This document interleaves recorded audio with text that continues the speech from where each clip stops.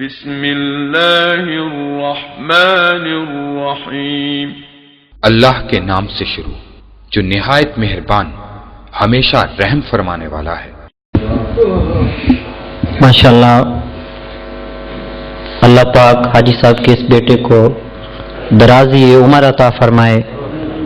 اور الحمدللہ سنتے تھے بھی حاجی صاحب کے والد صاحب عالم دین تھے، اللہ نے پھر حاجی صاحب کو یہ سعادت نصیب فرمائی. اب سن کے بڑی خوشی ہوئی ہے کہ ماشاءاللہ بڑا خوبصورت انداز ہے. ہماری دعا ہے کہ آج رات کے توسل سے نواس رسول جگر گوشہ بطول حضرت امام حسین علیہ السلام کی یاد میں منعقد ہونے والی اس محفل کے توسل سے اللہ پاک ان کے علم میں عمل میں اضافہ عطا فرمائے اور یہ ان کے جوہر خطابت میں اللہ پاک اور مضبوطی عطا فرمائے. اب ایک شعر خواجہ اجمیری نے کہ شاہ است حسین بادشاہ است حسین دین است حسین دین پناہ است حسین سرداد نداد دست در دست یزید حقا کے بنا لا الہ است حسین. اجمیری نے ایسا اشعار یہ لکھے کہ آج تک اور شاید قیامت تک ان کا کوئی نیم البدل نہیں لکھ سکے گا. اب جناب ہمارے سامنے خطیب ابن خطیب حضرت علامہ الحاج محمد تصدق حسین صاحب تشریف فرما ہے. میں ان سے گزارش کروں گا، انہوں نے وہ پچھلے ربیع الاول کے ایام تھے نا، تو الحمدللہ بڑے خوبصورت انداز میں، ویسے بھی ماشاءاللہ ہم چھوٹے چھوٹے تھے حاجی صاحب خطاب فرماتے تھے، ایک منفرد انداز ہے آپ کا. اور اس دن بھی بہت خوبصورت انداز میں آپ نے سرکار کی تعریف کی. آج ان کے نواسے کا ذکر ہے، اور نواسا بھی کون؟ جو جنت کے نوجوانوں کا سردار ہے، اور سرکار کو ان سے محبت بھی بڑی تھی. آج کا یہ دور موجودہ دور جو جا رہا ہے، لوگ کہتے ہیں دو شہزادوں کی جنگ تھی، ایک ہار گیا ایک جیت گیا. اور یہاں تک آپ لوگوں نے نیٹ پہ دیکھا ہوگا کہ یزید کو نعوذ باللہ رضی اللہ اور جنتی کہا ہے، یعنی بدبختی. آج جو موجودہ دور جا رہا ہے، خدا کی قسم اس میں یہود و نصارہ کی ایک بہت بڑی سازش ہے. سازش کیا ہے کہ ان کے لوگوں کے دلوں سے، مسلمانوں کے دلوں سے عشق رسول صلی اللہ علیہ وسلم کی شمع کو بجھا دو. یہ بیکار ہے، پھر ان کو اور کچھ کہنے کی ضرورت ہی نہیں ہے. اور واللہ میں آپ سے گزارش کروں گا، آپ لوگ پڑھے لکھے لوگ ہیں، کہ اس سازش سے بچو جو بے ادبی مصطفیٰ کی سازش چلی ہوئی ہے. خدارا اپنی اولاد کو ایسے مدارس میں لاؤ جہاں سے عشق مصطفیٰ، آل اصحاب مصطفیٰ اور آل محمد کی خوشبو آتی ہو. ان اداروں میں داخل کروائیں، قرآن کی تعلیم دے، دین کی تعلیم دے، تاکہ جب ہم لوگ اس دنیا سے چلے جائیں تو وہ اللہ اور اس کے رسول سے محبت کرنے والے ہوں، وہ اصحاب محمد سے محبت کرنے والے ہوں، وہ اصحاب رسول سے محبت کرنے والے ہوں. ایسے کوشش کریں، یہی ہمارے لیے آخرت کا خزانہ ہے. اگر ہم اپنے بچوں کو ڈاکٹر بنا دیں گے، ابھی ہم حج پہ تھے تو ہم لوگ جب مدینہ پاک میں مدینہ پاک میں ہم تھے تو ہم نے کوشش کی کہ روزانہ قباء میں 2 رکعت نماز نفل پڑھیں، چونکہ حضور صلی اللہ علیہ وسلم کی حدیث پاک لکھی ہوئی ہے کہ جو بندہ گھر سے وضو کر کے قباء میں 2 رکعت نماز نفل ادا کرے گا، اللہ پاک اس کو مقبول عمرے کا ثواب دے گا. یعنی حضور صلی اللہ علیہ وسلم کی مہر ہے. ادھر کعبہ میں کرے اللہ قبول کرے نہ کرے، کوئی غلطی ہو جائے، کوتاہی ہو جائے، کوئی دم پڑ جائے نہ دے، گناہ گار ہوں گے، لیکن وہاں پہ سرکار صلی اللہ علیہ وسلم کی مہر ہے. تو ایک MB ڈاکٹر تھے لاہور سے، ہمارے گروپ میں گئے ہوئے تھے، تو انہوں نے جب ہم لوگ مسجد میں داخل ہونے لگے تو وہ واپس جانے لگے. ہم نے کہا بھی ڈاکٹر صاحب کیا بنا؟ کہتے میں نے تو نفل ادا کر لیے. ہم نے کہا ابھی تو سورج طلوع ہوا ہے، یعنی ابھی تھوڑا تھوڑا نکلا ہے، تو آپ نے کیسے ادا کر؟ کہتے فجر کے بعد بندہ جس وقت چاہے مرضی پڑھ لے. یعنی اب اس ڈاکٹر کو، وہ میرے ساتھ جو گروپ لیڈر تھا ماشاءاللہ وہ بڑا مذہبی اور عاشق رسول تھا، میں نے کہا جی یہ ڈاکٹر صاحب ہیں، کہتا ہے اس کے پاس دنیا کے ڈاکٹر کی ڈگری ہے، اس کے پاس دین کی تو کوئی ڈگری نہیں نا. اس کو سمجھایا بھائی اللہ کے بندے جب فجر کی نماز پڑھ لیں تو پھر اس کے بعد کوئی سجدہ نہیں کر سکتے، تو جب سورج طلوع ہو جائے تو پھر اس کے 15 منٹ بعد آپ کہتا ہے میں تو جتنے دن آ رہا ہوں اسی طرح میں نے پڑھتا رہا ہوں. ہم نے کہا چلو اللہ معاف فرمانے والا ہے، نیکسٹ یعنی آپ نے ایسا کرنا ہے. تو اس لیے دوستو جو ہے نا اپنے بچوں کو دین کی تعلیم ضرور دلائیں. اب آپ کے ذوق کے لیے اور آپ تھوڑا سا جاگے، ماشاءاللہ بڑا ذوق ویسے میں نے دیکھا، محبت دیکھی ہے اب تک. تو میں نعرہ لگواؤں گا اللہ اور اس کے رسول کا نام بلند اور حضرت امام حسین کا، تو پھر میں مائک حاجی صاحب کی طرف کروں گا. 9 بج گئے ہیں انشاءاللہ، پھر باقی رات ساری اللہ خیر کرے اپنی ہے. نعرہ تکبیر، نعرہ رسالت، نعرہ خلافت، نعرہ حیدری، حسینیت، حسینیت، یزیدیت، یزیدیت. الحمدللہ الحمدللہ وکفا وسلام علی عبادہ الذین اصطفیٰ، خصوصاً علی افضل الخلق والرسل وخاتم الانبیاء سیدنا محمد المصطفیٰ وآلہ مصابیح الدجا واصحابہ نجوم الہدا. اما بعد، بسم اللہ الرحمن الرحیم. قال النبی صلی اللہ علیہ وسلم اللہم انی احبہما فأحبہما وأحب من يحبهما. صدق رسوله النبي الكريم. قال الله تعالى في شان حبيبه مخبرا وعامرا إن الله وملائكته يصلون على النبي یا ایھا الذین آمنوا صلوا علیہ وسلموا تسلیما. اللہم صل علی محمد وعلی آل محمد وبارک وسلم. الصلاۃ والسلام علیک وعلی آلک واصحابک یا خاتم النبیین. الصلاۃ والسلام علیک وعلی آلک واصحابک یا رحمۃ للعالمین. اے کربلا کی خاک تو اس احسان کو نہ بھول. اے کربلا کی خاک تو اس احسان کو نہ بھول. تڑپی ہے تجھ پہ لاش جگر گوشہ بطول. مظلوم کے لہو سے تیری پیاس بجھ گئی. سیراب کر گیا تجھے خون رگے رسول. صابروں پر جب کہ ہوتا ہے مصیبت کا نزول. انا للہ کہہ کے کر لیتے ہیں وہ اس کو قبول. بڑھتے ہیں مدارج ان کے جنت الفردوس میں.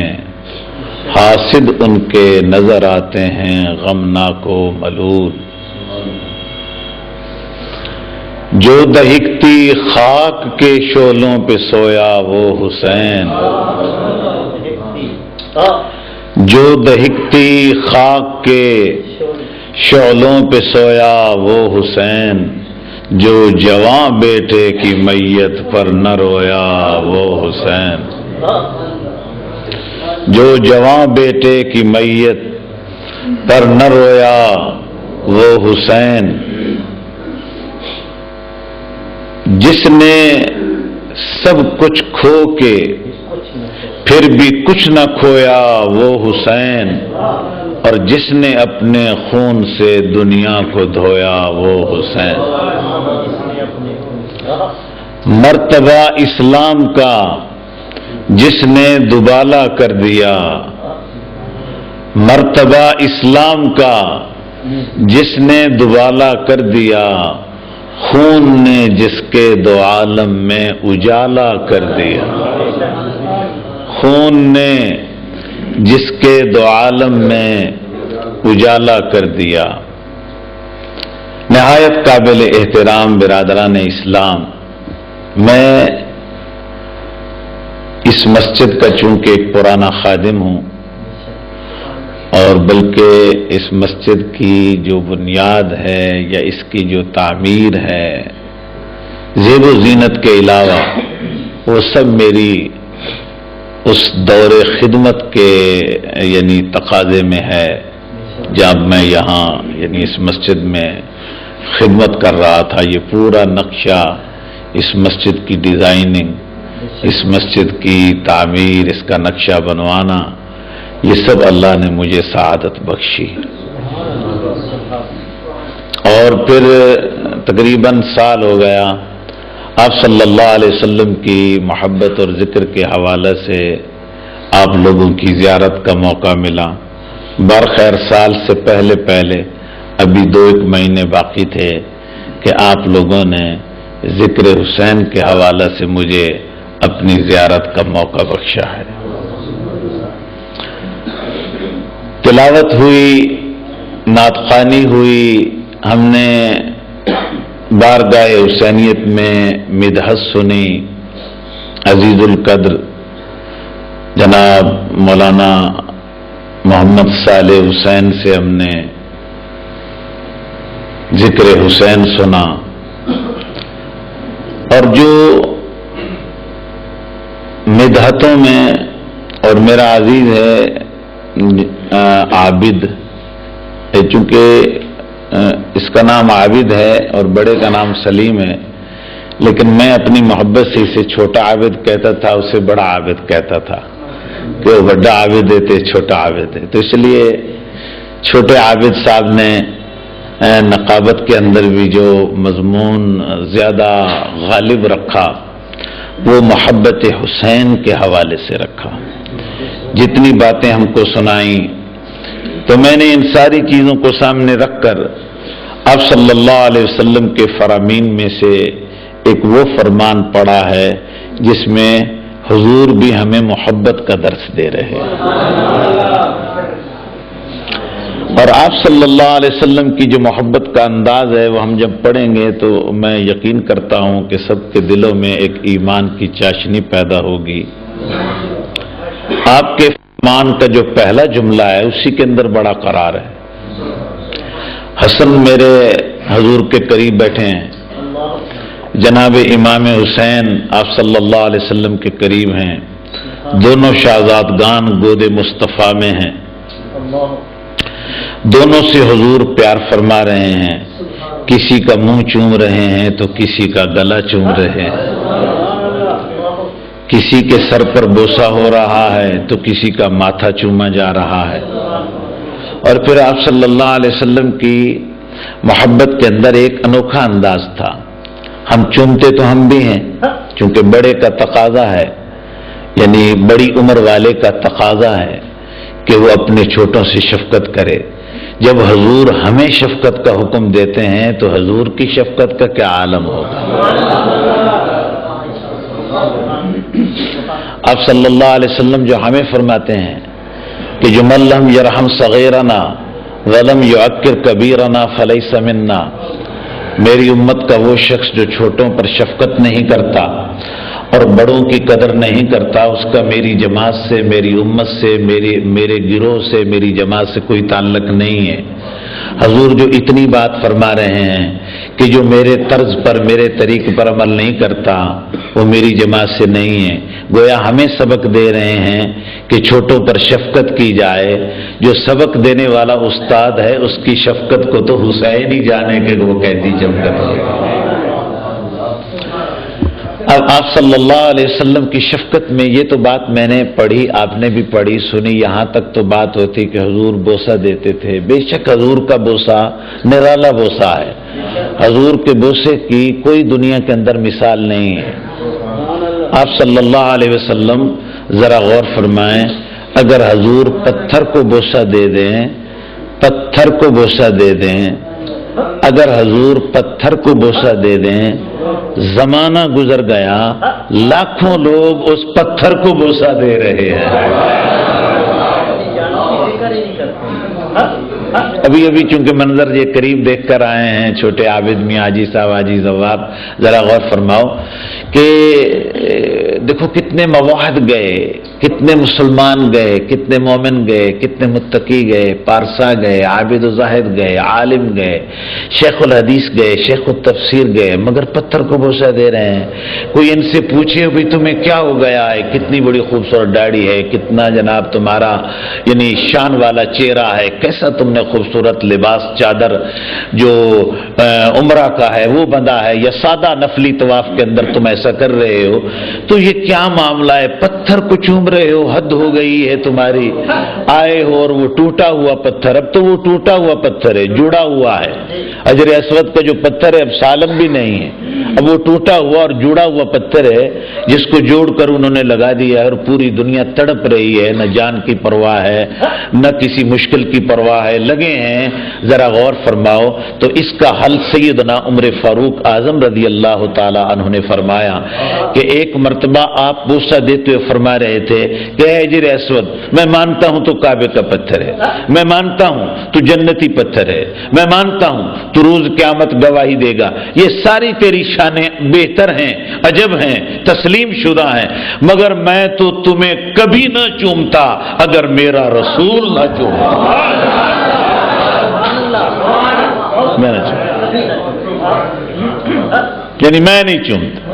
دیکھو حضرت عمر فاروق کیسا عقیدہ سمجھا رہے ہیں، شان والا، ایسا نہیں ہے کہ تیری شان نہیں ہے، تو بڑی شان والا ہے، بڑی آن والا ہے، تیری بڑی حرمت ہے، تیرا بڑا تقدس ہے، تیری بڑی عظمت ہے، لیکن میں نہ کبھی پتھر کو چومتا، میں تو اس لیے چومتا ہوں کہ یہاں میرے مصطفیٰ کے لب لگ گئے۔ سبق دیا، اس میں حضرت عمر کا بھی درس تھا کہ جہاں نبی کے لب لگ جائیں اس کا حیا کیا جاتا ہے۔ ہائے ہائے، جہاں نبی کے، توجہ فرمائیں، جہاں میرے مصطفیٰ کے لب لگ جائیں ان کا حیا کیا جاتا ہے۔ اوے وہ کتنے بدبخت قوم تھی، وہ جناب کوفے والے کتنے شقی تھے، کتنے ازلی بدبخت تھے، اور کتنے اللہ کی رحمت سے محروم تھے، اور کتنی مصطفیٰ کی شفاعت سے محروم تھے کہ بھائی اتنے 100 سال گزرنے کے بعد آج بھی مصطفیٰ کے لبوں کا حیا ہو رہا ہے، اور وہ پتھر کے حوالے سے حیا ہو رہا ہے، اور وہ کوفے والے ان لبوں کا حیا نہ کر سکے جن پر میرے مصطفیٰ کے لب لگے تھے۔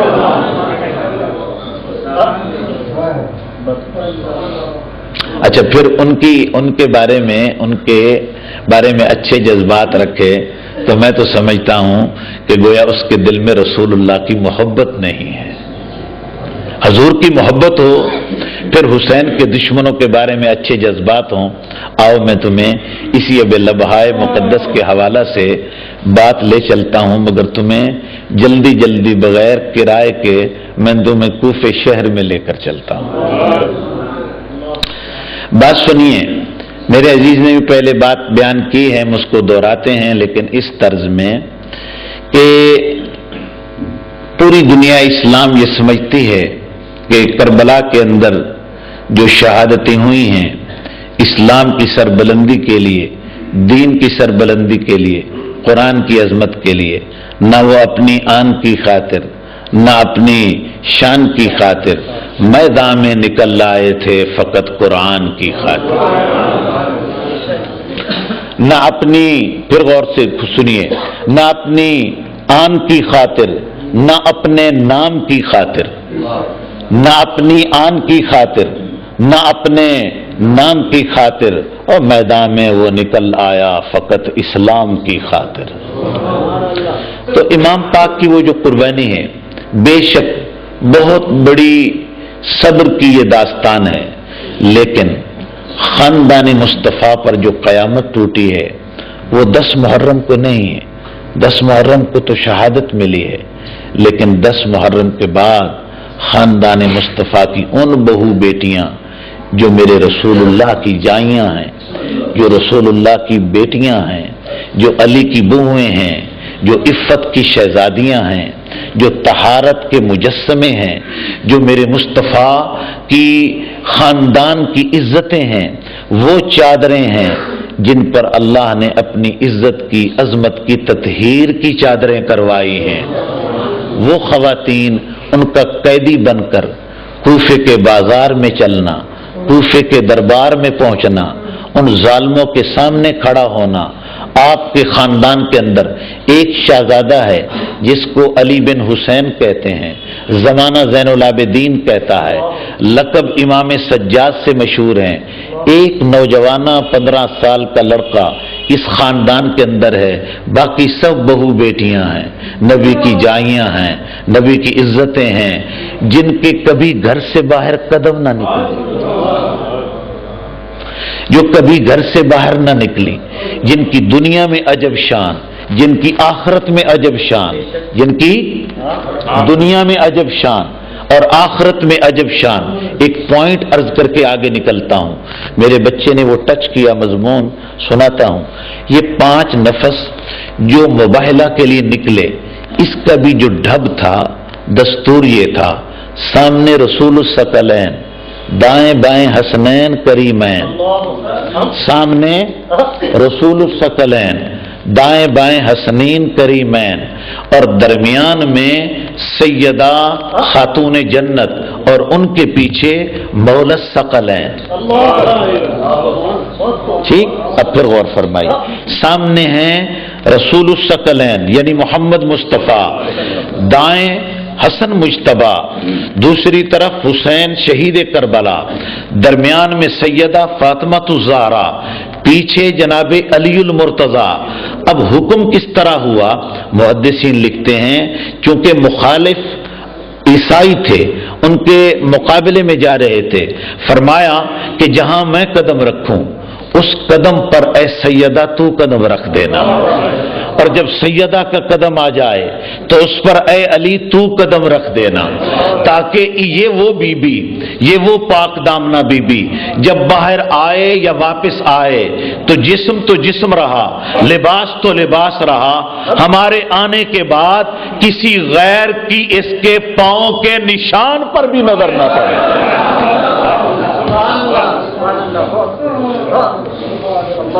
یہ وہ مستور کی کیفیت ہے جن کے خاندان کے سطر کا، جن کے خاندان کے پردے کا یہ عالم کہ مصطفیٰ کریم ان کے نقوش، پائے نقوش، اور وہ بھی یعنی آپ کے نالین کے، آپ کے جوڑوں کے جو نقوش ہیں، ان کو اللہ کا رسول اور اللہ اتنے محفوظ کر رہا ہے جس کے پردے کی یہ شان ہے. ذرا غور فرماؤ، اس کی لاڈلی ہمشیرہ حسین نواسی مصطفیٰ کریم ذرا کوفے کے بازار میں چلی ہوگی تو کیسے چلی ہوگی؟ ان کو اس دربار میں پہنچنا یہ کوئی معمولی بات ہے. سب سے بڑے تاریخ اسلام میں ارمان کی یہی بات ہے کہ ان ظالموں نے نبی کے خانوادے کو، نبی کے گھر والوں کو اور نبی کی جائیوں کو قیدی بنا لیا. بعض کو اونٹوں پر بٹھایا تو بعض کو چلنے پر مجبور کیا.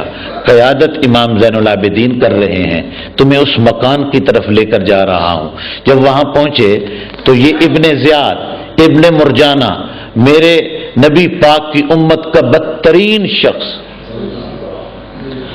حضور کی امت کا بدترین شخص، یہ تخت پر بیٹھا ہے، بڑا نشے میں ہے اور بڑا ظالمانہ انداز ہے، مغرورانہ کیفیت ہے.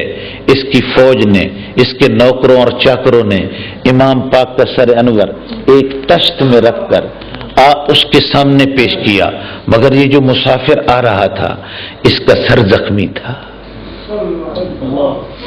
اس کا چہرہ مبارک زخمی تھا، داڑھی انور خون سے تربتر تھی، جسم کے پر، چہرے پر سر سے نکلنے والے خون کی لہریں اس طرح چل کر آ کر جم گئی تھی پھر زمانے کی گردش، پھر دن رات کا سفر، پھر خاک ارض عراق یہ جب اڑتی رہی تو چہرہ اقدس پر پڑتی رہی، وہ خون کے ان لائنوں پر وہ مٹی اور خوراک کے جو ذرے میری سمجھ میں وہ محبت سے بوسے دے رہے تھے۔ جو میں کہتا ہوں، میں ایسا نہیں کہہ سکتا کہ وہ مٹی جم گئی، میرا دل نہیں کہہ رہا، لیکن اتنا ضرور کہتا ہوں کہ وہ کہہ رہے تھے مٹی کے ذرے، اور ظالموں تمہیں کیا خبر کس کا سر نیزے پر اٹھائے جا رہے ہو؟ اس کی عظمت پوچھنی ہے تو سیدہ سے پوچھو، اس کی عظمت پوچھنی ہے تو محمد مصطفیٰ سے پوچھو کہ یہ کون سا سر ہے اور یہ کتنا قیمتی سر ہے۔ اس ڈھب سے جو آپ پہنچے تو آپ کے جسم پر وہ گرد و غبار جو بوسے لینے والی اس کا اثر موجود تھا، داڑھی رنگین ہو چکی تھی، گردن کاٹی ہوئی، اس کا خون جہاں تک چلتا گیا۔ اب یہ ظالم شخص مغرورانہ انداز کے اندر میرے پیر امام کے لبہائے اقدس پر ہاتھ چھونے سے نفرت کرتے ہوئے چھڑی لے کر امام پاک کے لبوں سے لگا کر یہ ظالم اس دربار میں ظالم چھڑی لگا رہا تھا۔ ذرا سیدہ سے پوچھو کہ بہن نے برداشت کیا ہوگا تو کیوں کر برداشت کیا ہوگا؟ اب یہ چھڑی لگا رہا ہے اور چھڑی لگا کے کہہ رہا ہے کہ اے حسین، مزہ چکھ لیا انکار کرنے کا؟ تو نے میری بیعت کا اور یزید کی بیعت کا انکار کیا، تو نے مزہ چکھ لیا انکار کرنے کا؟ یہ بات کر رہا ہے، چھڑی لگا رہا ہے، دوہرا رہا ہے۔ اب اس مجمع کے اندر ایک وہ شخص بھی ہے جس نے میرے مصطفیٰ کی زیارت کی ہوئی ہے۔ توجہ کیجئے گا، اب ایک شخص وہ ہے جس نے میرے مصطفیٰ کریم کی زیارت کی ہوئی ہے۔ ہم قائد کلیے میں شریعت میں اسے صحابی رسول کہتے ہیں۔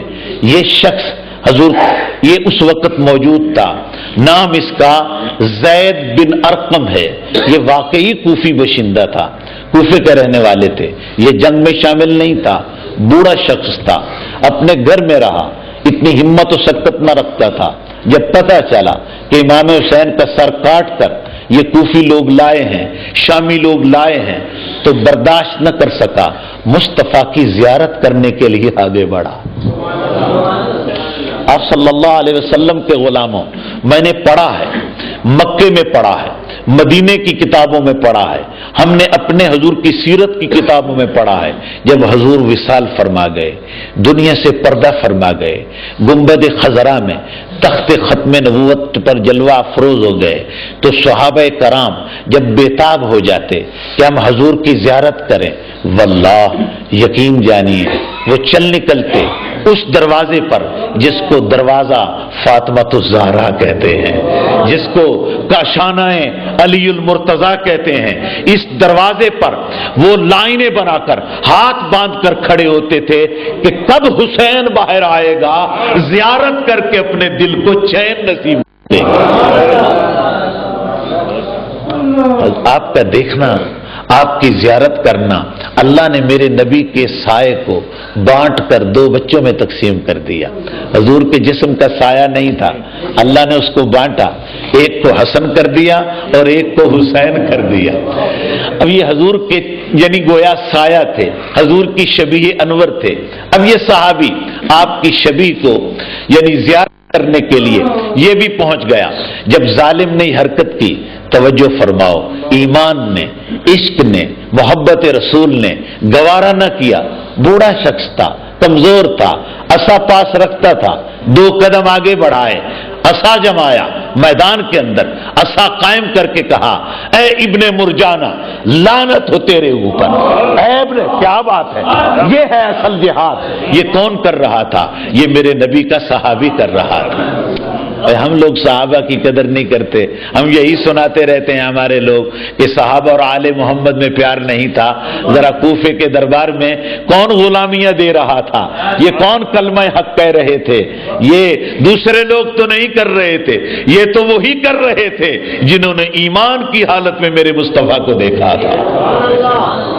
فرمایا ابن مرجانہ، یہ اس کی ماں کی وجہ سے لقب تھا ابن مرجانہ، یعنی مرجانہ کے بیٹے، اے ابن مرجانہ، لعنت ہو تجھ پر، لعنت ہو تیرے والدین پر، لعنت ہو تیرے اوپر کہ تو ایسا بدبخت شخص ہے، اس جگہ پر چھڑی لگا رہا ہے جس جگہ پر میں نے ان آنکھوں سے رسول اللہ کو چومتے دیکھا ہے۔ تو وہاں چھڑیاں لگا رہا ہے، یوں ان دندان کو چھڑی لگا رہا ہے، ان دندان کو تو مس کر رہا ہے۔ ذرا دیکھو یہ محبت رسول کا کام ہے۔ دیکھو وہ ظالم کیسا تھا، چھڑی لگا رہا ہے۔ توجہ کیجیے، جو اگلی بات ہے اس سے بڑی قیمتی ہے۔ نہ برداشت آیا، نہ برداشت کر سکا، کہنے لگا مجھ سے پوچھ، میں نے ان اپنی آنکھوں سے دیکھا ہے کہ اللہ کے نبی کے لب تھے اور حسین کے لب ہوا کرتے تھے۔ میں نے اس عالم کبھی ان کو چومتے، توجہ، کبھی ان کو چومتے دیکھا تو کبھی ان کو چومتے دیکھا، کبھی یہ لب چوم رہے ہوتے تھے تو کبھی وہ لب چوم رہے ہوتے تھے، اور تو چھڑی لگا رہا ہے۔ ظالم ہاتھ ہٹا لے، چھڑی ہلا لے، ہٹا لے، ختم کر لے، وگرنہ میرے پاس جو اسلحہ ہے میں اور تو نہیں رکھتا، یہ استعمال کرنے کی طاقت رکھتا ہوں۔ اب یہ تو جل گیا، بجھ گیا، کہتے لگا اتنی میری ہتک ہو گئی، بے عزتی ہو گئی، سنبھالا دیا۔ کہنے لگا اگر مجھے تیری صحابیت کا اور تیرے بڑھاپے کا، تیرے صحابیت کا اور تیرے بڑھاپے کا پاس نہ ہوتا تو میں تیری گردن مروا دیتا، لیکن آپ کا خاندان وہاں بڑا طاقتور تھا، وہ ڈر تو خاندان کی وجہ سے رہا تھا، آپ کے خاندان کے روب کی وجہ سے کہ کہیں بغاوت نہ ہو جائے، کہیں یہاں دوبارہ میرے دربار میں جنگ نہ چھڑ جائے۔ اب خوف سے آپ کو کہہ تو کچھ نہیں سکتا تھا مگر ڈرامہ بنایا اور کہنے لگا مجھے تیری صحابیت کا اور تیرے بڑھاپے کا اگر احساس نہ ہوتا تو میں تیری گردن مروا دیتا۔ زید بن ارقم بولا، آگے پھر قدم بڑھائے، کہا ظالم اب بھی تو جھوٹا ہے، کذاب ہے، جھوٹ بول رہا ہے کہ میرے بڑھاپے کا احساس ہے۔ واہ، اگر میرے بڑھاپے کا اتنا احساس ہے، میرے بڑھاپے کا احساس کر رہا ہے اور محمد کے نواسے کو قتل کروا رہا ہے۔ اگر تیرے اندر کوئی حیا ہوتی تو تو محمد کا حیا کرتا، تیرے اندر کوئی حیا ہوتی تو خاتون جنت کا حیا کرتا، تیرے اندر حیا ہوتی تو یہ جھرمٹ میں یہ کون بی بی کھڑی ہے جو خاتون جنت کی بیٹی نہیں کھڑی؟ یہ کون کھڑی ہے تیرے دربار میں؟ یہ حسین کی بہو بیٹیاں نہیں کھڑی؟ یہ کون کھڑی ہیں تیرے دربار میں؟ یہ حضرت علی کا خاندان نہیں کھڑا؟ میرے بڑھاپے کا حیا ہے۔ ظالم کمینہ جھوٹ بولتا ہے کہ صحابیت کا حیا ہے، اے صحابی کا حیا کرتا ہے، محمد کے نواسے کا حیا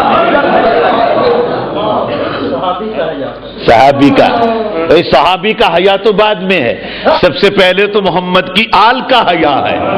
آج بھی کچھ قوم ایسی ہے جو صحابہ کا تو نام لیتی ہے لیکن محمد کے نواسے کا نام نہیں لیتی۔ یہ وہ بیمار ذہن لوگ ہیں۔ مجھے یہاں باتیں ابھی کرنی ہیں لیکن مجھے یہاں ایک حضرت عبداللہ ابن عمر کا فتویٰ یاد آیا ہے، وہ میں آپ کو سنا کر آگے نکلتا ہوں۔ دیکھو نا یہ کیسے لوگ تھے۔ حضرت عبداللہ ابن عمر کہتے ہیں، یہ حضرت عمر ابن خطاب کے بیٹے ہیں، کہ ایک مرتبہ میں بھی حج پر گیا اور بڑے زمانے کے بعد کی بات کر رہے ہیں۔ فرمایا میں حج پر گیا اور طواف زیارت میں مشغول تھا اور وہیں میں موجود تھا۔ بالآخر مجھے ایک شخص آیا اور اس نے کہا کہ جناب اگر طواف کے دوران اتفاقاً مکھی مر جائے تو کوئی دم تو نہیں پڑتا؟ یعنی ایسا ہو جائے کہ میں کعبے کے اندر طواف کر رہا ہوں اور اتفاقاً کوئی ایسا ہو جائے کہ میں یوں ہاتھ ہلاؤں یا اس قسم کا واقعہ بن جائے تو مکھی اگر مر جائے تو کیا میرے اوپر دم تو نہیں پڑتا؟ یہ اتفاقی بات تھی، ایسا نہ کوئی اس کا دم پڑتا تھا، ایسا بھی معاملہ نہیں تھا۔ لیکن آپ نے حیرت سے پوچھا کہ اتنا بڑا متقی شخص، اتنا بڑا صاحب تقوی شخص کہ یہ مسئلہ پوچھ رہا ہے، پتہ تو کروں گی یہ کہاں کا رہنے والا ہے؟ آپ نے فرمایا اے تو کہاں کا رہنے والا ہے؟ اس نے کہا جناب میں کوفے کا رہنے والا ہوں۔ کہاں کا رہنے والا ہوں؟ وہ کہنے لگا میں کوفے کا رہنے والا ہوں۔ آپ نے فرمایا اے کوفیو کب کے صوفی بن گئے؟ ہائے ہائے! وہ فرمایا کوفی اور کب کا صوفی ہو گیا ہے؟ بڑی حیرت کی بات تھی نا، سوال کوئی جواب تو کوئی تھا، وہ تو سوال مانگ رہا تھا کہ جناب میرے لیے دم کیا ہے، میرے لیے کیا ہے صدقہ، ایک مٹھ کر دوں، 1 روپیہ دے دوں، تھوڑی سی لپ دے دوں، یا تھوڑا سا جو دے دوں، زیادہ دے دوں، کتنا کہ میرے اوپر صدقہ بنتا ہے اس غلطی کا جو میں اس کا ازالہ کر دوں۔ آپ نے فرمایا تو ہے کون؟ وہ کہتے کوفی ہوں۔ واہ بھائی حد ہو گئی، آپ بڑے حیران ہوئے۔ فرمایا کب کا صوفی بن گیا؟ اس نے کہا بات نہیں سمجھی میں نے، میرا مسئلہ کوئی جواب کوئی۔ فرمایا میں تو حیران ہو رہا ہوں کہ آج مکھی کا مسئلہ پوچھتا ہے، اے حسین میرے نبی کے نواسے کو قتل کیا، اس وقت تو مسئلہ نہ پوچھا، آج تمہیں مسئلے یاد آ گئے ہیں۔ تو میرے دوستان مکرم، میرے کہنے کا مقصد یہ ہے کہ وہ صحابی رسول تڑپ اٹھا کہ تو کہاں چھڑی لگا رہا ہے؟ یہ وہ جگہ ہے جہاں میرے رسول بوسہ دیا کرتے تھے۔ تو بوسے دینا، بوسے دینا، اب میں ایک اور بات آگے چلا رہا ہوں، بوسے دینا، پیار کرنا، یہ آپ صلی اللہ علیہ وسلم کا حکم ہے۔ بے شک ہمارے بوسے وہ درجہ نہیں رکھتے، ہمارے بوسے وہ درجہ۔ اچھا ایک اور بات آپ کو محبت کو سنا کر تھوڑی سی تمہارے ذوق کو اور ایمان کی چاشنی کو بلند کر کے آگے نکلوں تو پھر اور لطف زیادہ آ جائے گا۔ میں سمجھانا چاہتا ہوں شاید کہ تیرے دل میں اتر جائے میری بات۔ میں ایک بہت بڑی بات میرے ذہن میں آئی ہے، اللہ کی طرف سے آئی ہے، عرض گزار ہوں۔ دوستان مکرم، ہم سب میرے سمیت میں بھی ان میں شامل ہوں، ہم سب تڑپ رکھتے ہیں مدینے کی مٹی کا، مدینے کی مٹی کا حیا کرتے ہیں کہ مدینے کی مٹی ہے۔ کوئی کہتا ہے میں جناب فلاں پہاڑ کے قریب گیا، میں مٹی لے کر آیا ہوں، میں مٹی لے کر آیا ہوں۔ لوگ بھی مٹی کا حیا کرتے ہیں، مدینے کی مٹی، مکے کی مٹی حیا کر رہے ہیں۔ میں آپ ان سے پوچھتا ہوں، سب سے میں بات کرتا ہوں، بلا اس مٹی پر حضور کی جو نسبت ہے وہ ہے قدم لگے، قدم پھر آپ کے جوڑے لگے، اور جس پر جوڑے لگے ہیں محض میرے نبی کے جوڑے لگے ہیں، اور اس مٹی پر تو قربان ہو رہے ہو جس پر جوڑے لگے ہیں، اور جس پر میرے نبی کے لب لگے ہیں ان کا کیا مقام ہوگا؟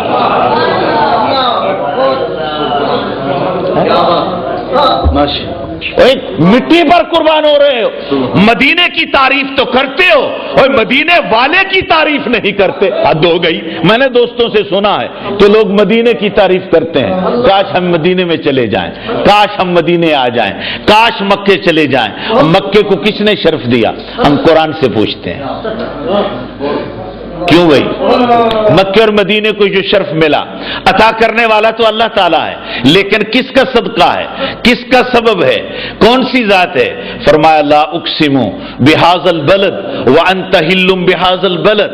میرے مصطفیٰ کریم کے غلاموں ذرا سنو خدا رب ذوالجلال کا انداز بیان کہ میں کیوں نہ قسم اٹھاؤں اس شہر کی، لا اقسم میں کیوں نہ اٹھاؤں اس کی قسم، ھذا البلد اس شہر کی میں کیوں نہ قسم اٹھاؤں۔ اب سوالیہ انداز ہے، میں کیوں قسم نہ اٹھاؤں اس شہر کی، کیوں نہ چاہواں قسم، کیوں نہ بلاواں قسم، کیوں نہ بیان کرا قسم؟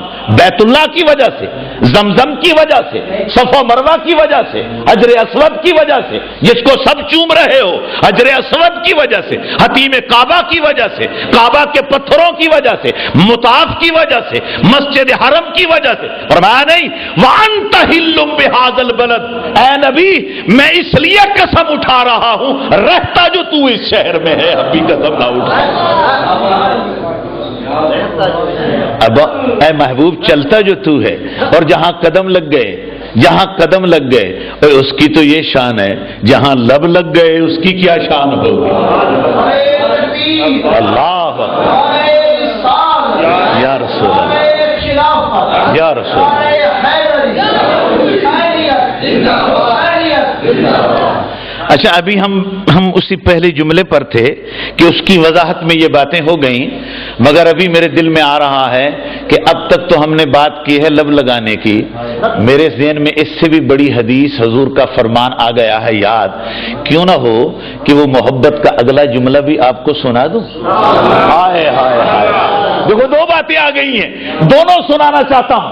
دیکھو ابھی غور فرماؤ، لب لگانے کی بات تھی، میرے حضور لب لگا رہے ہیں، حسین چوم رہا ہے کبھی رسول الثقلین چوم رہا ہے، حسین مصطفیٰ کے لب چومتا ہے تو رسول الثقلین حسین کے لب چوم رہے ہیں۔ ابھی تو منظر ہے یہ، مگر منظر اس سے تھوڑا سا آگے ہے۔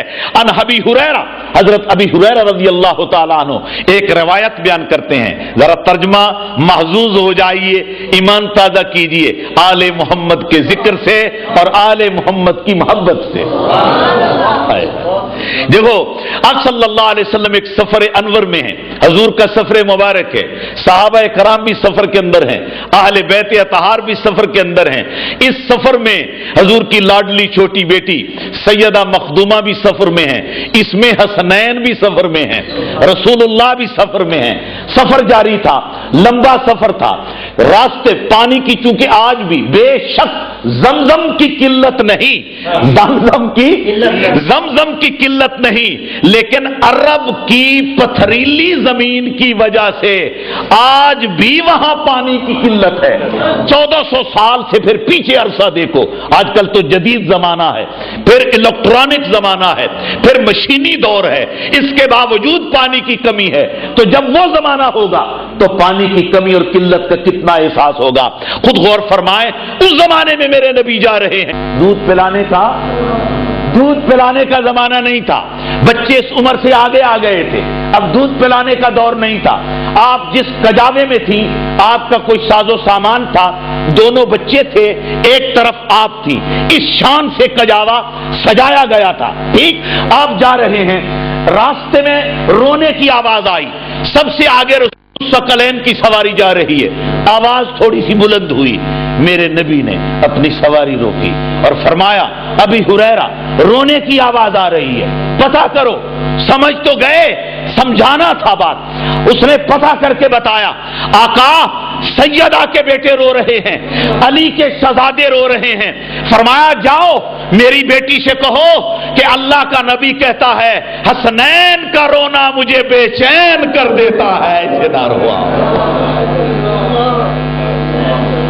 مجھے بے چین کر دیتا ہے۔ حضور واپس آ گئے، اپنی سواری واپس کر لی، حضور واپس آئے اور فرمایا بیٹا حسنین کیوں رو رہے ہیں؟ یہ مجھے بے چینی آ رہی ہے، ان کو رلایا نہ کرو۔ عرض کی ابا حضور میری سراہی میں جو میرے پاس چھوٹی سی چھاگل ہے اس کے اندر پانی ختم ہو گیا ہے، بچے پانی کا تقاضا کر رہے ہیں۔ حضور پیچھے گئے، ساتھی سے پوچھا پانی ہے؟ اس نے عرض کیا حضور نہیں۔ آگے گئے، حضور نے پوچھا پانی ہے؟ کہا گیا حضور پانی ختم ہے۔ حضور آگے چلے گئے، توجہ کر رہے ہیں آپ؟ حضور آگے چلے گئے، 3-4 محملوں اسوار لوگوں سے پتہ کرنے کے بعد حضور پلٹ کر واپس آئے، اپنی سواری ساتھ قریب کی اور کہا اے میری بیٹی ایک بیٹے کو مجھے دے دے، ایک کو میں چپ کراتا ہوں، ایک کو تو چپ کرا دے۔ اب وہ پردے میں جناب رسول اللہ صلی اللہ علیہ وسلم کی بیٹی نے جناب حسن کو یا حسین کو، دونوں میں سے، حضرت ابو ہریرہ کہتے ہیں دونوں میں سے، چونکہ ہم پردے کے عالم میں ایک طرف تھے، ایک بچہ میرے رسول اللہ کو دے دیا۔ آپ پیار کرنے لگ گئے مگر وہ رو رہا تھا، میں نے اپنی آنکھوں سے دیکھا۔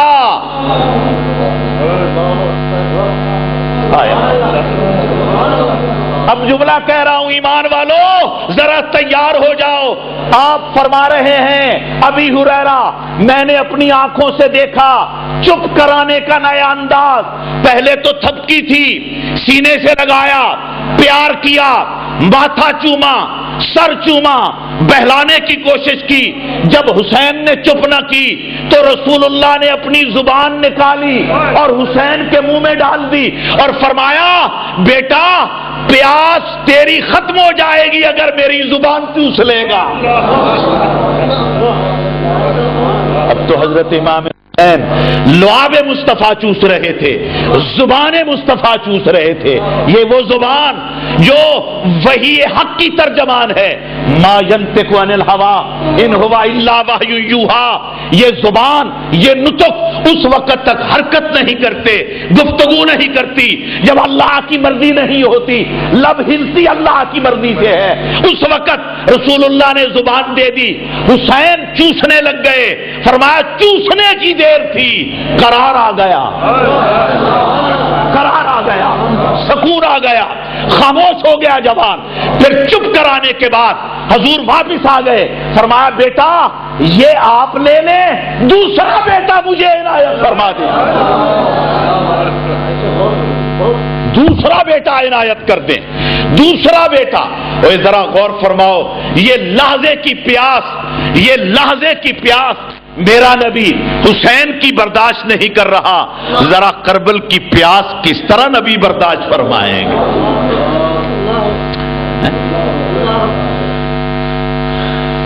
میرے پیر کا ایک شعر ہے, ظالموں یوں پیاسوں کی پیاس سے نہ کھیلو, ہائے ہائے, ظالموں یوں پیاسوں کی پیاس سے نہ کھیلو, پہنچے نہ کہیں سیدہ زہرا لب دریا.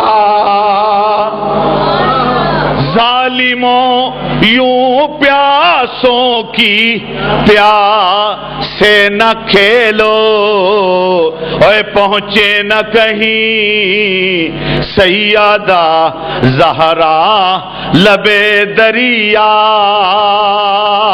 سب کہتے نصیر اپنے مقدر کا دھنی ہے, سب کہتے نصیر اپنے مقدر کا دھنی ہے, اے شبیر کے قدموں میں جو ہوتا لبے دریا.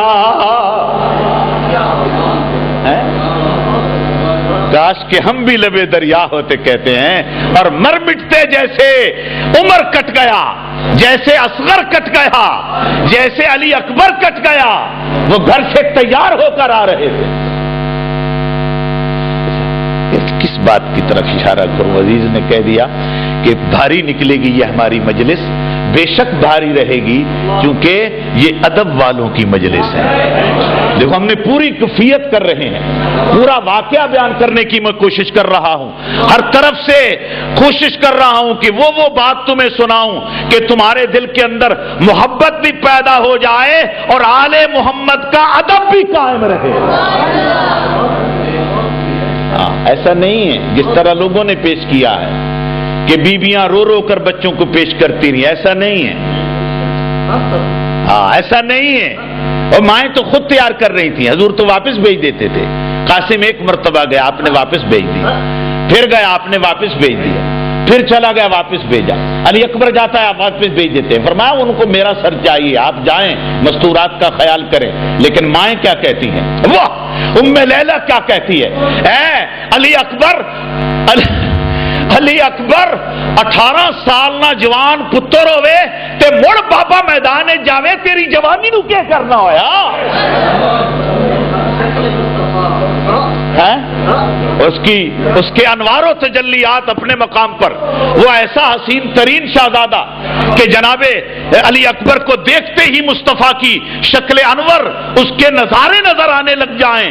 لیکن ماں کیا کہہ رہی ہے, اور وہ یہ تو ماں ہے جوان بیٹے کی.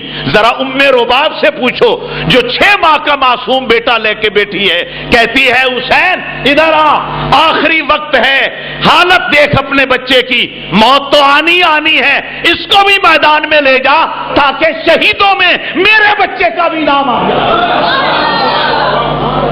شاید کوئی تڑپ اٹھتا, شاید کوئی کسی کے دل کے اندر کسی کا دل موم ہو جاتا, محبت آ جاتی. اور یہ ماں ایسی جس نے حضرت سیدہ ہمشیرہ حسین کے بارے میں غلط روایت کر دیا کہ وہ رو رو کر علی اکبر کو دے رہی تھی. تو بھائی اگر اس نے بچانا ہی تھا تو اپنے اون و محمد تو بچا لیتی, جن کی عمریں 8-9 سال ہیں, یہ تو بالغ ہی نہیں تھے, تو ماں بچا لیتی کہ یہ تو نابالغ ہیں. مگر فرمایا بیٹا اے اون تو بھی تیار ہو, اے محمد تو بھی تیار ہو. چھوٹے چھوٹے بچوں کی کمر کس دی, ان پر بھی پگڑی امامہ سجا دیا, لباس جنگی پہنا دیا, چھوٹی چھوٹی تلواریں اور زریں ان کو دے دی, اور کہا جا کر چاچے سے مامے سے اجازت لے لو, اور جا کر یہ نہ بتانا کہ ہم زینب کے جائے ہیں, یہ نہ بتانا کہ ہم رسول اللہ کے فلاں لگتے ہیں. فرمایا اپنا تعارف نہ کرواتے رہنا بلکہ اپنے عمل سے ثابت کرنا کہ علی کے پوتے آئے ہیں. وہ مائیں ایسی نہیں تھی جس طرح ہم نے سمجھا ہے، وہ ایسے نہیں تھی جو ہم نے بنا رکھا ہے آل محمد کو.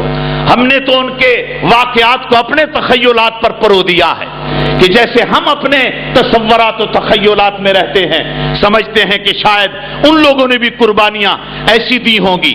وہ ایسی قربانیاں نہیں تھی. میں عرض گزار ہو رہا ہوں ان واقعات کی طرف اور ان باتوں کی طرف کہ ذرا غور فرماؤ. جناب رسول اللہ صلی اللہ علیہ وسلم اتنی پیاس نہیں برداشت ہو رہی. واقعہ یاد ہے؟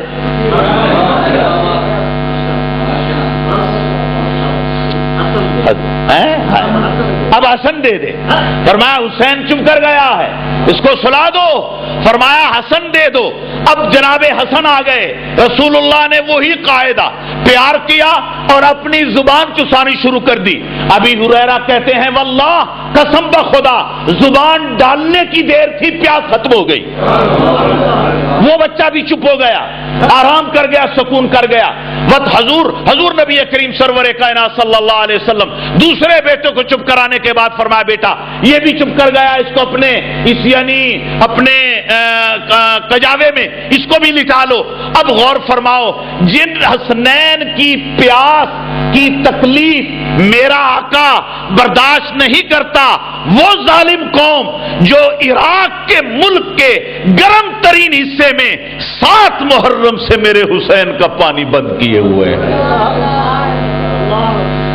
پھر امید رکھتے ہیں حضور کی شفاعت کی. ارمان تو اسی بات کا ہے نا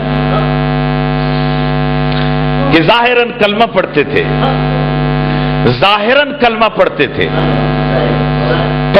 کلمہ، نمازیں پڑھتے تھے، قرآن پڑھتے تھے، زکوٰۃ دیتے تھے، صدقات و خیرات کرتے تھے. آپ نقطہ بیان کر رہا ہوں پھر آگے نکل جاؤں گا.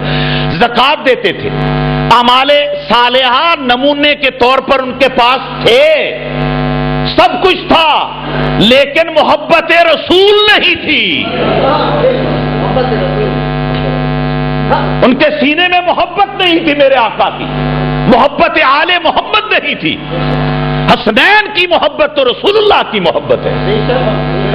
آپ کی محبت فرمایا من احب حسنا و حسینا فقد احبنی ومن ابغضہما فقد ابغضنی. یاد رکھو، جس نے حسن سے محبت کی یا جس نے حسین سے محبت کی فقد احبنی، وہ بھول میں نہ رہے، اس نے ڈائریکٹ میرے ساتھ محبت کی ہے. حضور فرما رہے ہیں حسین سے محبت کرنے والا، فرمایا حسن سے محبت کرنے والا. فرمایا جو حسن سے محبت کرے یا حسین سے محبت کرے، میرے حضور فرما رہے ہیں، فرمایا فقد احبنی، اس نے میرے ساتھ محبت کی. اور فرمایا ومن ابغضہما فقد ابغضنی، اور جس نے ان سے دشمنی کی اس نے رسول اللہ سے دشمنی کی. اے رسول اللہ کی دشمنی کرنے والوں کے تم یعنی ان کی باتیں کرتے ہو، ان کے دفاع کی باتیں. وہ 2 شہزادے، اچھا بھلا اس شہزادے کی امام حسین کے شہزادے سے مقابلہ ہی کیا ہے، تقابل ہی کیا ہے. یہ اموی خاندان کا شہزادہ صحیح، لیکن ذرا غور فرماؤ اس شہزادے کی کیا کیفیت ہے جس کا حال تم نے دیکھا. انجام یہ ہوا کہ درد کلنج سے اس طرح مرا کہ لتھڑا پتھڑا اپنے گند کے اندر، اس حال میں کلنج کا درد ہوا اور اس تکلیف میں گند کی حالت میں اس کا انتقال ہوا. لوگ دفنانے کے قریب جانے کے لیے گریز کر رہے تھے اور اس کی محبت تمہارے دل میں آ گئی. مگر یہ وہ شہزادہ جو یہاں بھی سردار ہے اور جنت میں بھی سردار ہے، اس کا تقابل کر رہے ہیں.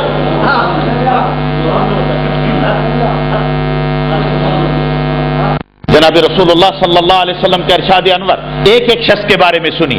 آپ نے ایک مرتبہ فرمایا، میں جملہ کہتا ہوں اس کے بعد لفظ کہہ دوں گا. فرمایا انت سید فی الدنیا وانت سید فی الدنیا वस्सय्यिदुन फिल आखिरा। आगे क्या फरमाया, आगे क्या फरमाया, अंता, हुजूर मुखातिब है, फरमाया अंता सय्यिदुन फिद दुनिया वस्सय्यिदुन फिल आखिरा। या अली, अली तू मेरा वो प्यारा है कि यहां भी सरदार है और आखिरत में भी सरदार है।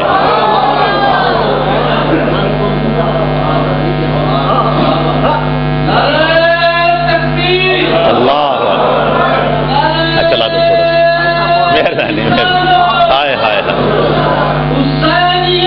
जिंदाबाद, सब बोलो भाई जिंदाबाद। सारे दोस्त भाई मोहब्बत से नारा लगाओ, वगरना मैं तकरीर में ना महज नारे का इतना मोहताज नहीं होता, ये तुम्हारा ज़ौक़ होता है, प्यार होता है। हाँ, हाय हाय,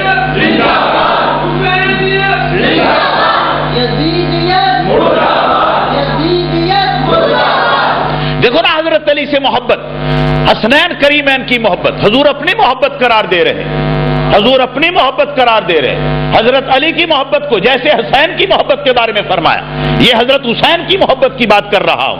मन अहब्बा हसनन व हुसैनन फकद अहब्बनी, ऐसे फरमाया मन कुन्तु मौलाहु फअलियुन मौला, फरमाया जो मुझसे मोहब्बत रखता है वो अली से भी मोहब्बत रखता है। यहां मौला माना जो है ना महबूब है, यहां बेशक इसके और भी माने हैं, लेकिन जो यहां माना मज़कूर है, क्योंकि आगे जो हदीस शरीफ आ रही है, अल्लाहुम्मा वाले मन वाला हो व आदे मन आदा हो, ऐ अल्लाह जो अली से मोहब्बत रखे तू भी उससे मोहब्बत कर, जो इससे दुश्मनी करे तू भी उससे दुश्मनी कर।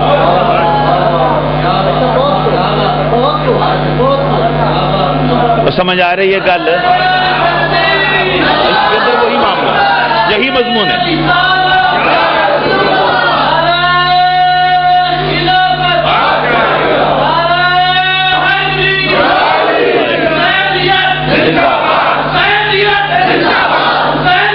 जिंदाबाद। और खुम्मे गदीर की बात है, अक्सर खुम्मे गदीर का नाम सुनते हो, बात नहीं सुनाई जाती। एक वो शख्स जिसने जनाब रसूलुल्लाह सल्लल्लाहु अलैहि वसल्लम की खिदमत में, आप वाली यमन हैं, आपके फैसले, आपके महाकमे, आपकी सालसियां किसी पर नागवार गुजरी होंगी, वो हजूर की खिदमत में हाजिर हुआ हज के मौका पर, हजूर के हज का मौका है, वो आपकी खिदमत में अर्ज गुजार हुआ कि जनाब अली मुर्तजा जो आए हैं उन्होंने ये फैसला किया, उन्होंने ये फैसला किया, गोया अपनी कुछ बात नागवारी की जाहिर कर रहा था फैसलों पर। जब वो बात मुकम्मल कर चुका, हजूर का चेहरा अनवर सुर्ख हो गया, फरमाया दिल में गुस्सा आ रहा था, वाह मेरे साथ मोहब्बत कर रहा है और अली से नफरत कर रहा है, ईमान तो है अली की मोहब्बत।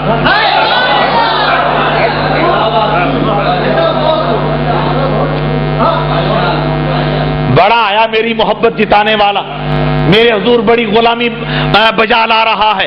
आपने उस वक्त ये इरशाद फरमाया कि मन कुन्तु मौला, जिसको मैं महबूब हूं, जिसको मैं महबूब हूं, फरमाया अगर जो मुझसे मोहब्बत रखता है, मन कुन्तु मौला, जो शख्स आपसे मोहब्बत करने का दावा करता है कि मुझे रसूलुल्लाह से मोहब्बत है, फिर वो अली से मोहब्बत नहीं रखता, हजूर ने फरमाया वो रसूलुल्लाह की दावत मोहब्बत में झूठा है।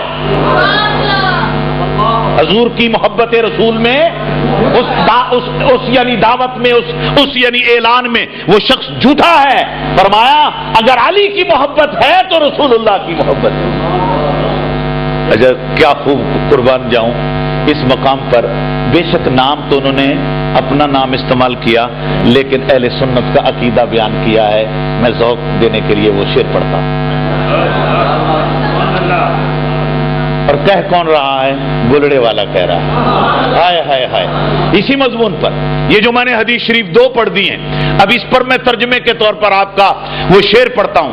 आप फरमा रहे हैं कि मेहरे अली है हुब्बे नबी,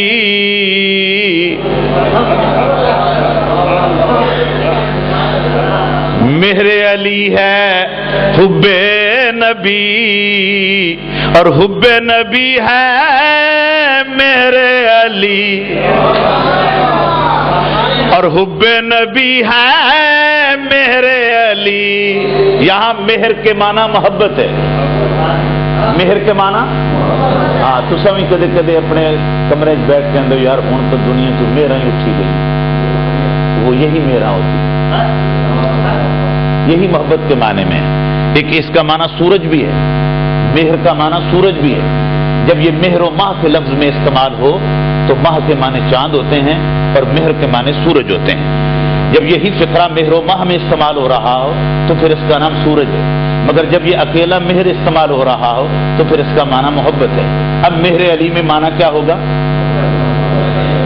تو بھائی سارے بول دو، اب پتہ چل گیا، معنی تو میں نے سمجھا دیا، یہ ڈکشنری تو میں نے کھول دی، اب تو مسئلہ حل لغات ہو گیا۔ ذرا اب ترجمہ فرمائیے کہ مہر علی ہے حب نبی اور حب نبی ہے مہر علی۔ دیکھو عالم ہے، عالم تک بندی نہیں کر رہے تھے، آگے حدیث شریف اٹیچ کر دی، آگے حدیث شریف اٹیچ کر دی۔ ہاں آگے حضور نے مصرع ایسا بنایا کہ نبی کی حدیث سنا دی کہ شک نہ رہے۔ حضور نے ایک مرتبہ فرمایا لحموں کا لحمی، دموں کا دمی، جسموں کا جسمی، یا علی، اے علی تیرا خون میرا خون، تیرا جسم میرا جسم، تیرا گوشت میرا گوشت، تیرے ماں باپ میں اور میرے ماں باپ میں کوئی فرق نہیں ہے۔ وہی حدیث حضور نے بیان کر دی، فرمایا مہر علی ہے حب نبی اور حب نبی ہے مہر علی اور حب نبی ہے مہر علی، لحموں کا لحمی جسموں کا جسمی، فرق نہیں ماں بہن پیا، فرق نہیں ماں بہن پیا، واہ صلی علی کیا شانن ہے، واہ دیکھو محمد و آل محمد پر درود، واہ صلی علی کیا شانن ہے، لا مثل کا فی الدارین پیا۔ کون ہے جو آپ کے اس مقام کی ریت کر سکے؟ فرمایا لا مثل کا فی الدارین پیا، فرمایا دونوں جہان کے اندر کوئی اس معاملے میں حضرت علی کی برابری کرنے والا نہیں ہے، یہ وہ اعزاز ہے حضور کی محبت۔ اچھا علی کی محبت کا ایک اور فرمان سنیے تو پھر آگے مضمون کی طرف چلتے ہیں، کیا خیال ہے آپ کا؟ ذرا غور فرمائیں، سارے دوست محبت فرمائیں۔ مجھے ایک بات یاد آ گئی ابھی علی پاک کی محبت کے حوالے سے، خاندان مصطفیٰ کے حوالے سے۔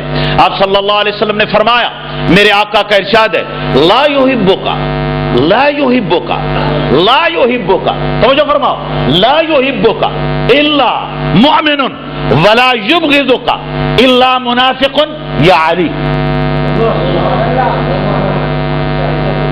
قریب بیٹھے ہیں حضرت علی، دور نہیں بیٹھے، قریب بیٹھے ہیں۔ حضور ارشاد فرما رہے ہیں لا یحبک الا مؤمن، اے علی تو وہ مقام اسلام رکھتا ہے کہ لا یحبک الا مؤمن، کہ کوئی شخص محبت آپ سے نہیں کرے گا، کوئی محبت نہیں کر سکتا سوائے مومن کے، یعنی جو ایمان والا ہوگا وہی علی سے محبت کرے گا،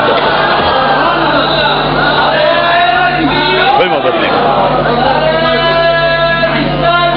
کوئی نہیں محبت۔ کون محبت کرے؟ نہیں محبت کرے۔ یا علی زندہ باد زندہ باد زندہ باد۔ دیکھو بھائی حضور فرما رہے ہیں ولا یبغضک ولا یبغضک الا منافق، اے علی تیرے ساتھ کوئی نفرت نہیں کرے گا سوائے منافق کے، سوائے منافق کے۔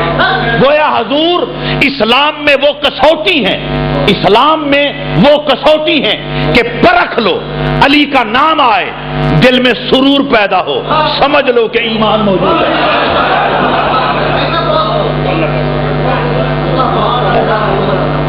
اگر نام سنتے ہی آقا کا نام سنتے دل میں قرار آ جائے، اور حسین کا نام سنتے ہی دل میں قرار آ جائے، یزید کا نام سنتے ہی دل میں نفرت آ جائے، بغض آ جائے، تو سمجھ لو ایمان موجود ہے۔ اور اگر یزید کا نام سن کر پیار آئے اور علی اور حسین کا نام سن کر سر جھٹک دیا جائے، سمجھ لو منافقت کی بیماری لگ چکی ہے۔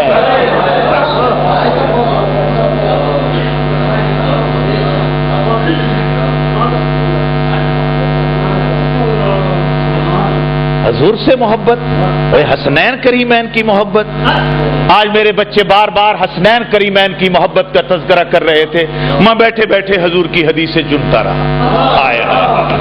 میں جب بیٹھا تھا میں سوچ رہا تھا